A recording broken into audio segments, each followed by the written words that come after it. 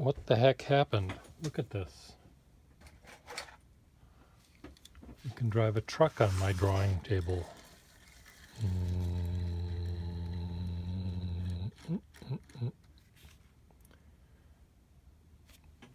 I thought I had another truck here.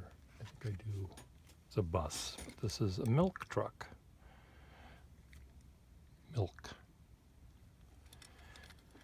And this is just random thoughts. So get ready. Fasten your seatbelts. It's going to be a bumpy night. We'll start with the fact that the reason this desk is cleared more, I mean, I'm not showing you the debris field elsewhere so much. There's still things that I haven't sorted out yet. But it was getting to the point where something had to happen. And the something that happened, like, do I need this? Is this something that I need? It's a piece of cardboard. What could this be turned into? Here, I'll just do something with it. There we go. Add to shopping cart. $1 million. But what I'm doing is I'm trying to find a pen that I was repairing for someone.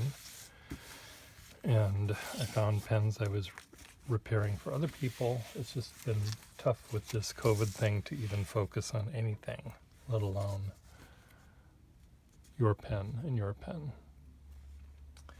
So I'm sorry about that, but I will try to organize myself better starting today. I do have a calligraphic project I have to do, and I need space that's relatively clean so I can do what I need to do. Among the things that I have been thinking about as I've been sitting here is I know that many of us have this problem when we're dealing with pens. Which pen you're going to take with you in the morning to go to the gala or the party or the orgy or the office or the pen show or wherever you're going. Which pen are you going to use? And I have that trauma because I've got way many pens and I've got way too many things to do with them. Calligraphy, drawing, sketching, repairing, etc. And I'm thinking that maybe if I selected a group of 6 pens, I don't think I need more than 6, that I can put in a satchel that I use when I go out with the Urban Sketchers. Now, we're not going to be going out with the Urban Sketchers much because of the Trump virus. I'm just calling it that because it makes sense to me. More on that in a minute. The Trump virus is causing the wintertime urban sketching events to be canceled because we go inside at a place and we can't really do that anymore. And because we're in Massachusetts and we can't have more than 10 people in a group, and we might be more than 10. Anyway, so I thought, though, let's pretend in an alternate universe where the Clinton virus, had she been elected and the virus happened, that she would have said, we need to stop this immediately. And she'd put on a mask, and I know some of you Trumpers would think that was an improvement, but look in the mirror and answer that question. But we would have been wearing masks from day one, and there'd be fewer issues that we're dealing with now and for the rest of his term, at least. And if he's reelected, it'll be for the next term, because he's certainly not going to change his fucking tune. Doesn't learn from his mistakes. I don't make mistakes. I don't ask for forgiveness. So that brings me to topic number 2. I was a little short. I used, who do I have to F to get you people to take me off your list? And I was speaking not to the aluminum salesman, aluminum siding salesman, or the Visa account people, or the whatever. It was to the Minnesota DFL, Democratic Party, who somehow think I'm my brother. And I've asked them 4 times to take my name off. I said, I am not Todd. I am Pierre. I live in Boston. Take my name off. Oh, yes, sir. Sorry about that, sir. And they don't do it. I get a call the next week, and I get a call the next week, and I do this again. Take my name off. This, you got the wrong number. This is not. And finally, I lost it. First of all, it comes up as spam, possible spam. Now, you Republicans out there, you especially, will say, well, of course, it comes up as spam because that's what they're doing. No, that is not what they're doing. They're asking for money for a very good cause, but they're not asking Todd Gustafson for money in Minnesota. They're asking Pierre Gustafson for money in Massachusetts. And I've asked. Anyway, I lost it. The reason I answered it when it said possibly spam is because for some reason my doctor in my health plan comes up as possible spam. We'd like to confirm your appointment for tomorrow. Well, what the hell? Why doesn't it come up as whatever my insurance is? Anyway, so I told the nice lady, who was suppressing tears, I think, by the time I got done with yelling at her, that, and before she hung up on me, I said, you know, if you people can't run, and this Republican there, you can tell this story to other people, I'm sure. If you don't have the wherewithal to take a name and a number off your list, if you can't press that one little button right over there, press, then why would I give you the launch codes to the ballistic missile system or anything else that you're supposed to help us with, protect us and defend the Constitution? If you can't press that one little tiny button, remove from list, right there it says remove. This says, I don't know, whatever the other buttons on your console say, but this one says remove from list, so remove it. Well, she hung up. I walked around fuming because I don't like to be mean. You can tell it from looking at my videos. I don't like to be mean to people, but I did ask politely, and then firmly, and then resolutely, and then offensively. But of course I felt guilty because I'm a Lutheran from Minnesota. I'm a lapsed Lutheran from Minnesota, where guilt is your middle name. Pierre Guilt Gustafson. And so I called up, I looked up DFL in the whatever, what's the word I want? Phone book. No, they don't have those anymore on the interweb. And I found the number, which I called. If you want roadsides, press 2. If you want this, press 3. If you want this, press 4. if you want to be removed from art. No, that wasn't an option. So I pressed something, thinking that I would get a rosy-cheeked volunteer. And I just got this long diatribe about a pop-up store for road signs and things like that, and that's not what I wanted. So I called again, and I waited for option number 2, which was donate. I figure, okay, well, someone better answer there. And someone did. And I apologized, and I told him my long suffering saga. And he said, well, he pressed that button for me. He said he pressed that button. There was a button that he pressed that removed my number from his list. I said, no one hates Trump more than I do. I don't know if that's true, but I have not had my pussy grabbed by him.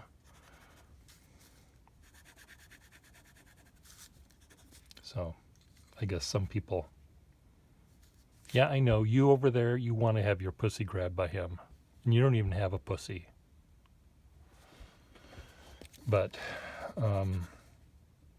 anyway, so now that that's off my chest, and I've confessed to the world, I can now talk about some other things. So I've been discovering on my desk I have piles of pens, and one of the decisions I made was to have a set of pens that I will have ready to be inked, or maybe they will be inked, that will be pens that I can take with me. They'll be in the suitcase, in the overnight bag, in the satchel that I take out, and they will include 5 pens maybe. And the pens I'm bringing out there are going to be pens that I don't have to worry ever about really losing. They're all going to be perfectly good pens, functional pens. They'll have a great nib. But this one, for example, is a Parker 61, and the cap doesn't stick on because the shell here has been deformed and it just doesn't hold together. And the cap is quite nice, and I'll see if I can find a less good cap to put on it. But the nib is nice. It's a 51-like nib. It writes broad on this side, fine on that side. When I flip it over, it does everything that I'd want a pen like this that I would take out to draw to do. Almost everything.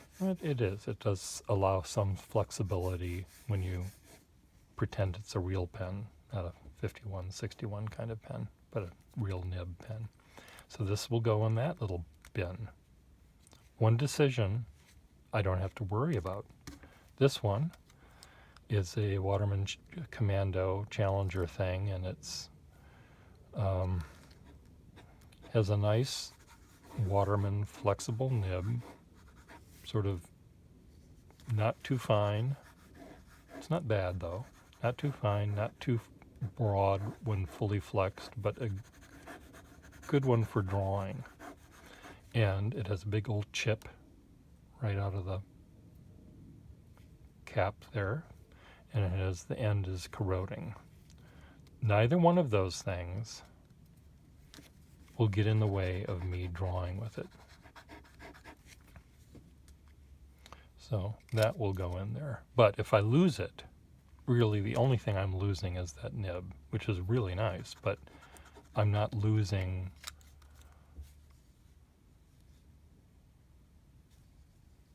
or breaking the rest of the stuff because it's already broken. It's pre-broken. It's like, those signs, pre-owned cars. What does that even mean? That, to me, that means it's a new car. It has not yet been owned. But what they mean, of course, is that it's a used car. Pre-owned. Somehow that has more of a cachet to it. Maybe it, part of your brain thinks that it might have never been owned. You've been pre-approved, which means I was randomly called by the same algorithm that the DFLers use. Now this 51, I may have on my desk. This clutch ring here has been so worn down, or this is the cap the issue. No, it's the clutch ring. This has been so worn down that it doesn't hold on at all. This one holds on a little tiny bit, but this one doesn't really hold at all. So this, I can't really trust this out in the field. It has a really nice nib.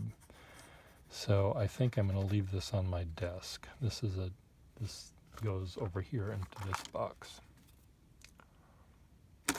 Actually, it's not going to go there. It's going to go up here in that drawer.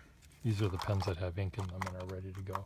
One of the ones that I've discovered was this Franken pen on my desk, and it's a European pen of some sort that had a steel nib in it, and I had a newly purchased Victorian dip pen nib, and I fitted it in here, and it fitted well, and it's really fun.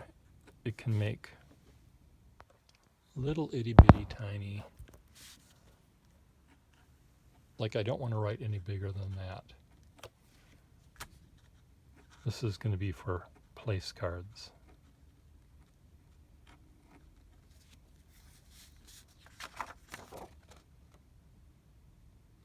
When the place card is the size of a business card, and I have to write, Mr. and Mrs. Algernon Moncrief Jr. on it or something. And I can do this with, fully shaded lettering. It's very snappy.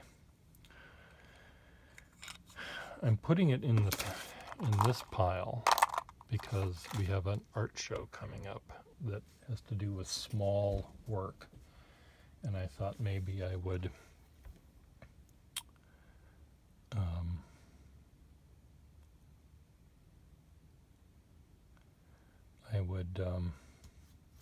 do some calligraphic drawings with that. This is a pen that I got from one of my neighbors. He got it from a friend of his. It's a British-made pen. Mentmore, is that what it is? Made in England? Or I found out that it was made in England. It has a slightly scratchy nib, which I might be able to tweak. He wanted me to fix it for him, which I did in the fullness of time. It took a long time to get it apart because I wasn't sure if it was a pull or a screw or what to get the section out. It required brute force regardless, and he gave it to me on my birthday. And so now it's mine, all mine. So I'm putting it in my collection. Does it have ink in it? Trying to remember to remove the ink.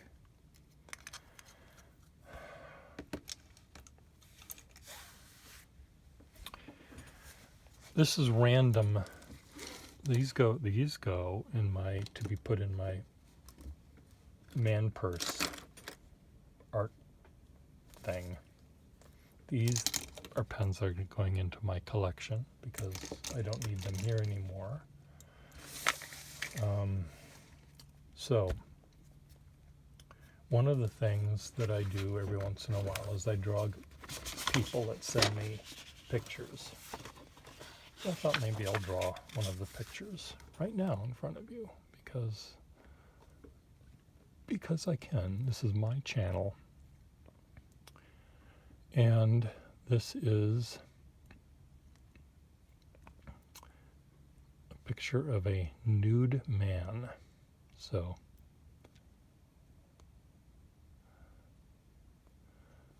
I will not draw the dirty bits. So you, the Republican over there, won't be offended.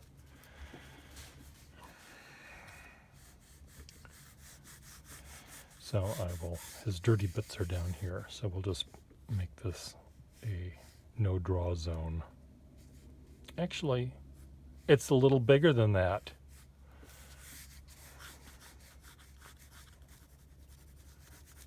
So what I'm doing, someone else asked me, this is an Instagram request, by the way. Someone else had asked me to do a video about how I draw. Now, I don't know whether he wants to see how I draw naked men or not. This guy is very well built and sort of broad-chested. And so anyway, this guy wanted to see how I draw, and he sent me a drawing of his own, and he was copying a painting of a vase of flowers. Now, he was copying a color painting of a vase of flowers with pen and ink line. So there's all sorts of things that I want to say are wrong with that. Not so much that you can't do it. I mean, all the engravers that ever lived had to do it back in the days before photography, because photography didn't exist, and there were art books that described paintings of the great masters. So there is a way to do it with lots of little crosshatchy lines and stuff, but that really wasn't what I would have done. I might have drawn a real vase. I might have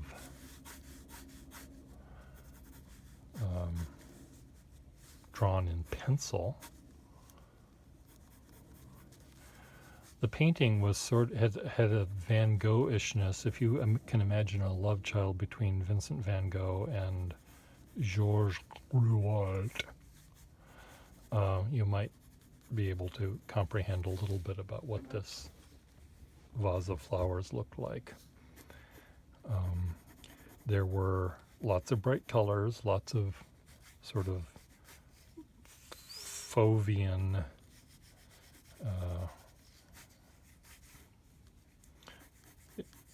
more Gauguin than Van Gogh, except I don't know whether Gauguin ever painted flowers. But there were a lot of these very dark lines going around a leaf, and what that does is flattens out the drawing. So you're dealing with the flatness of the image. It's hard to make something look dimensional, first of all, when you're not drawing an actual dimensional thing that you're seeing with your eyes. When you're copying a picture, what you're doing is drawing something that's flat in the first place. Right here, whatever that muscle is that holds his head on, is sort of the brightest thing on the picture. Kind of a nipple there. I'm not trying to offend you, Mr. Republican, but I imagine it would. The word nipple You're either screaming, running around the house, plugging your ears, or you're giggling like a Beavis and Butthead do in their immaturity. And I guess if you're a Republican, you could be doing either one of those things. If you're a Democrat that doesn't know how to press a button, I don't know what you'd be doing. If you're a Democrat that does know how to press a button, you think, oh, well, Pierre's being very descriptive about his drawing. And he's using anatomical terms correctly. And he's not offending me in the least because I'm an adult. So where was I? So drawing a real thing helps you be three-dimensional. Copying a picture like I'm doing right now, you really have to remind yourself that you are drawing a real thing, not a picture. I have to do that. Some people don't. Some people don't need to do it because they draw well, and other people don't know the difference. They'll look at a photograph and think it's real, that it's telling you everything you need to know because it's a photograph. A photograph doesn't tell you much about reality. Now, you probably are saying, why are the nipples so tall? Well, the camera is down below the dirty bits. And I'm looking up, sort of Colossus of Rhodes-like. So there's a little bit of foreshortening going here, where there isn't foreshortening down here. And how I'm drawing this one, it's interesting. I'm sort of drawing with both filling it in with pencil like I normally would do, and I'm also, as you can see, I'm sort of cross-hatching or hatching. And the reason I'm drawing this, I may show this to the person that was asking me to do this, send a link to him, is I wanted to explain that I'm drawing the entire drawing all at the same time. I'm drawing here and down here and up here and back there. And it's the way I draw. I don't just draw one thing and finish it and go to the next thing and finish it and go to the third thing and finish it. I'm working on all of it at the same time. And it's like, you're cooking a dinner. You want the potatoes to be hot. You want the meat to be hotter. You want something else to be room temperature. You want the salad to be cold. So you have to take things out of the refrigerator at different times. You have to put them on the stove. You have to take them off the stove. And you presumably would do at the end, when you're done, and you say dinner, you hit the big triangle and it goes clang, clang, clang, clang, clang, clang, clang, that everything is ready and correct. The potatoes have not gotten cold. The meat is not overcooked.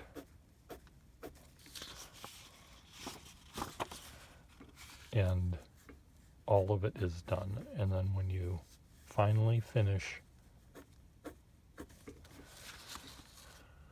you can then sign it, put a frame on it, put it on the website, and you can click add to shopping cart $1 million. For you Republican over there, $2 million, since you can afford it. Oh, make America great again. I was thinking, yes, I'm one of those liberals, though someone called me a commie the other day because I didn't agree with the Republicans' president about something. And I know that some people have said, well, when was, some of the liberal left pinko commie types, or rather intelligent thinkers, depending on how you want to label us. Well, okay, make America great again, meaning America was great, and it isn't great now, so when was it great?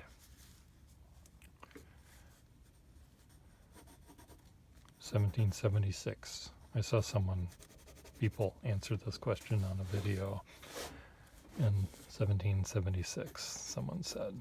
And, oh, well, that was when slavery was still okay. Oh, I guess, well, there was that. Okay, so 1776 is out. What about 1777? Well, that wasn't much better then for some people, etc. And you go, up the years, and you get, let's zoom forward to 1952. Well, I couldn't get married to a black woman if I lived in certain states of the country. But a couple of years earlier, I could have owned 3 or 4 of them. So I could have done that. So is that how someone will decide whether I have to do a nip tectonics, plate tectonics are happening here? I think I put the nip in the wrong spot. A boob job. This guy needed a boob job.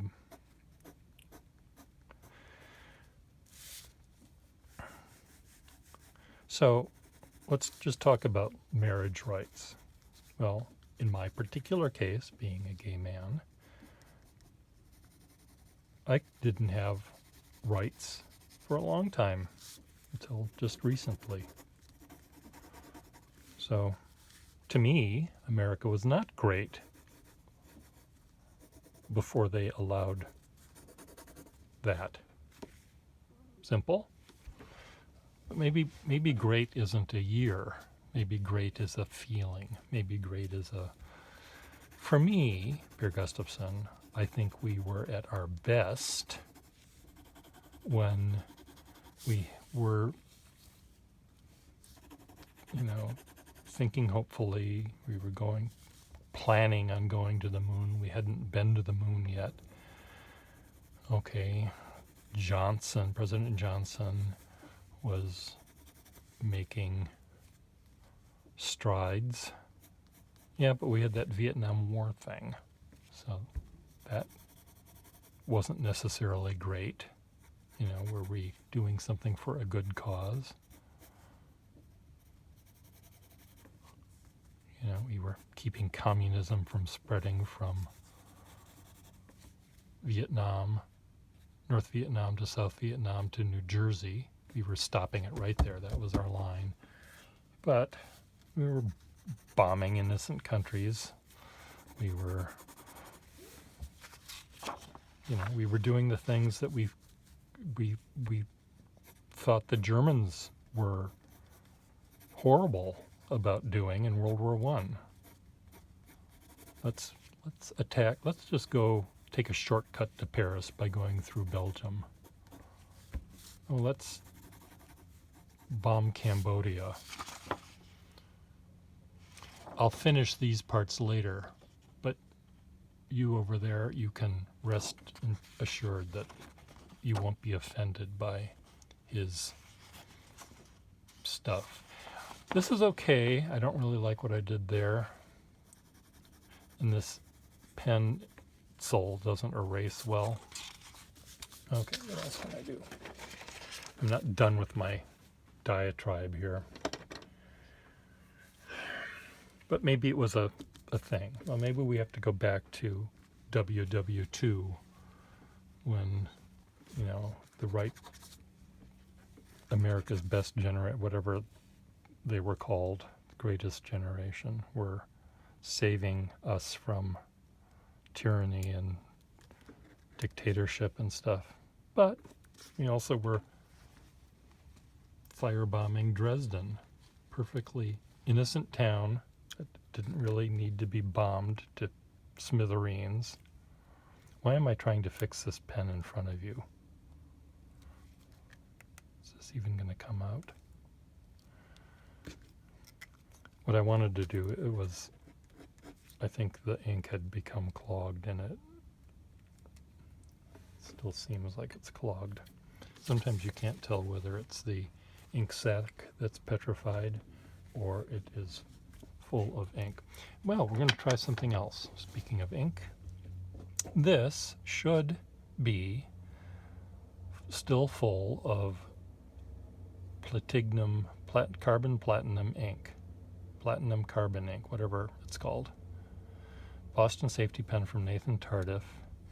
And what makes this pen be able to hold ink that's thick and waterproof is because the nib is submerged in the ink when it's not being used. So it should write, and it does. I haven't used this pen in months and months and months. Oh, we're railroading. Why are we doing that? We're not doing that anymore. Now this is not the original Noodler nib. It comes with a steel nib that has some flexibility, but I wanted more flexibility than that, and I found a Waterman number 2 nib that fit perfectly. So there it is. I'm smelling it. Do you smell your pens? This is made of hard rubber, and hard rubber has an odor to it that some people find horrible and other people find perfectly fine.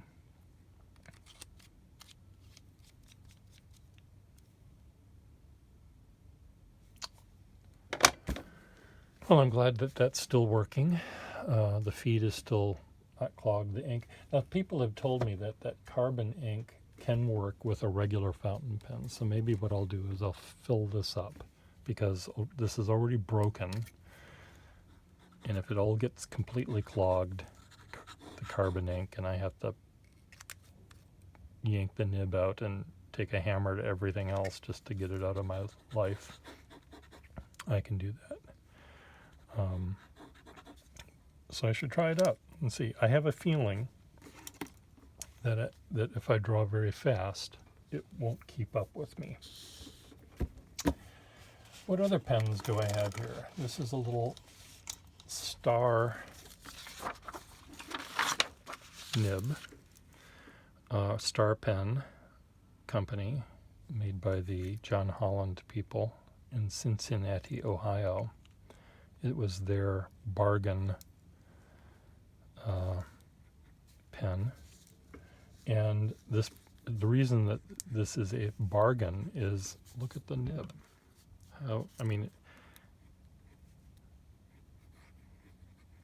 Some people pay big bucks for that. I'm reminded of a line from Lilyhammer where this very aggressive, clad in black female policeman pulls our hero out of his car and shoves them up against the hood to put handcuffs on him. And his response is, some people pay big bucks for this kind of treatment. So some people pay big bucks for this kind of nib because it's really, really buttery. And the reason that it's really, really buttery is it's made of maybe 1 molecule thick of gold throughout the thing. So it's really, really buttery now, but it's a nib that I don't think I would trust in your hands. Certainly not in your hands. Yeah, I'm talking to you. But there's just a slight flimsiness to its flexibility that makes me afraid that I might press down too much. That other pen that I had that was very springy as well, this one, the nib is fighting me back a little bit, and it feels very sturdy, you know.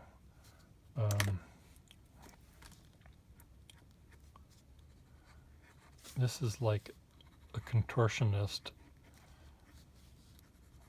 being very flexible, but flexible because all of his bones, he just doesn't bend at the joints. He bends in the middle of the tibia.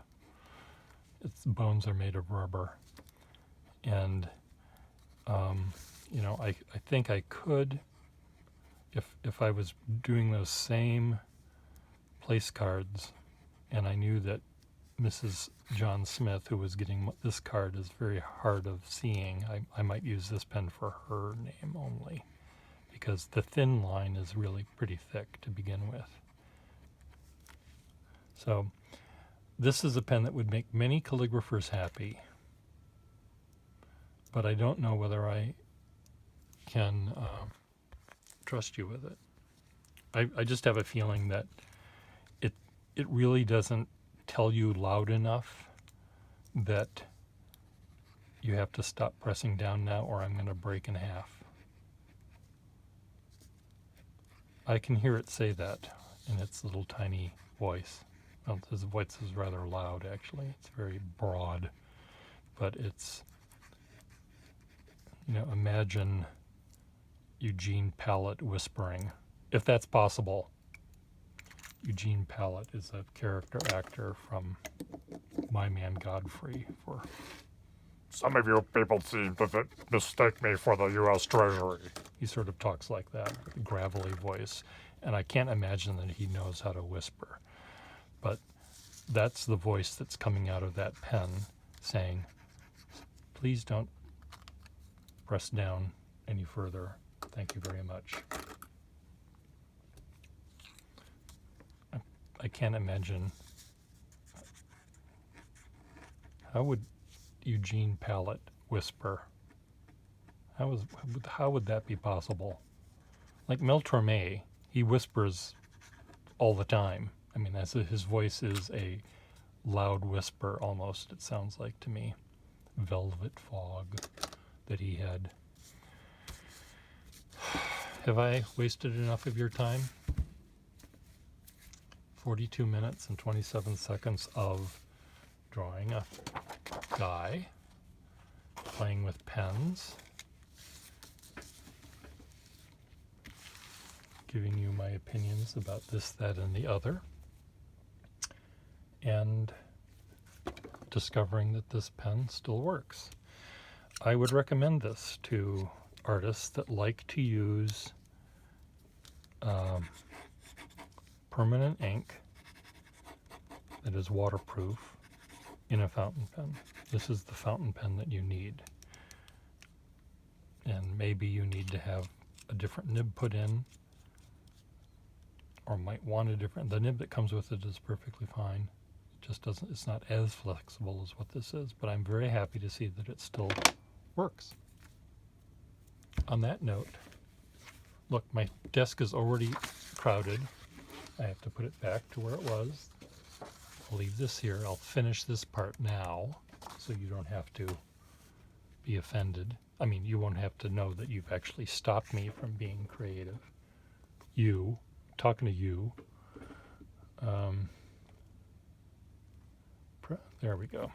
Okay, well, I'll draw this. The next time you see this will be filled in. Bye.